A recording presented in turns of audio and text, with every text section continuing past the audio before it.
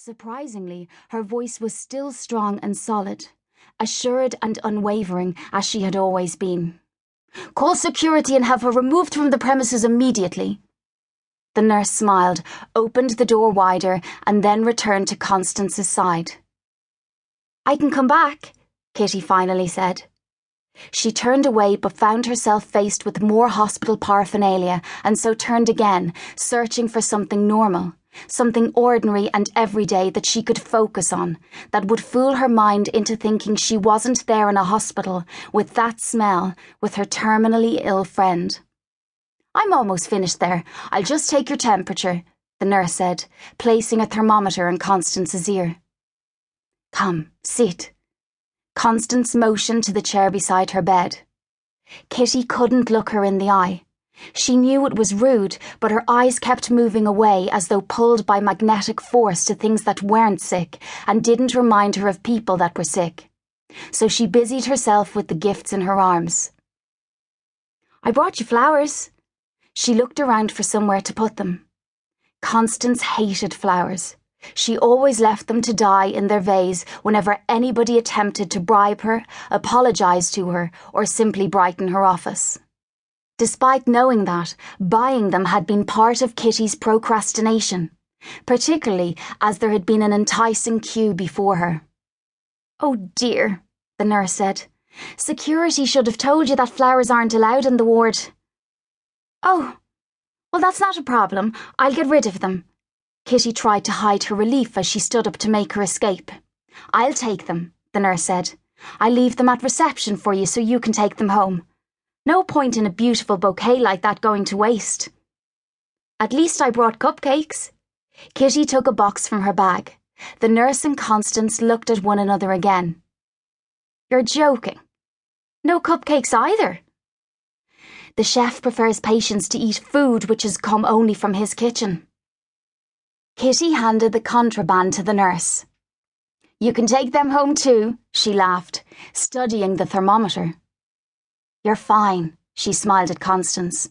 They shared a knowing look before she left, as if those two words meant something entirely different. They must have done, because she wasn't fine. She was eaten away by cancer. Her hair had begun to grow back, but sprouted in uneven patterns around her head. Her protruding chest bones were visible above the shapeless hospital gown, and she had wires and tubes connected to both arms, which were thin and bruised from injections and tube insertions. "I'm glad I didn't tell her about the cocaine in my bag," Kitty said, just as the door closed behind the nurse, and they heard her laugh heartily from the corridor. "I know you hate flowers, but I panicked. I was going to bring you gold nail varnish, incense, and a mirror, because I thought it would be funny."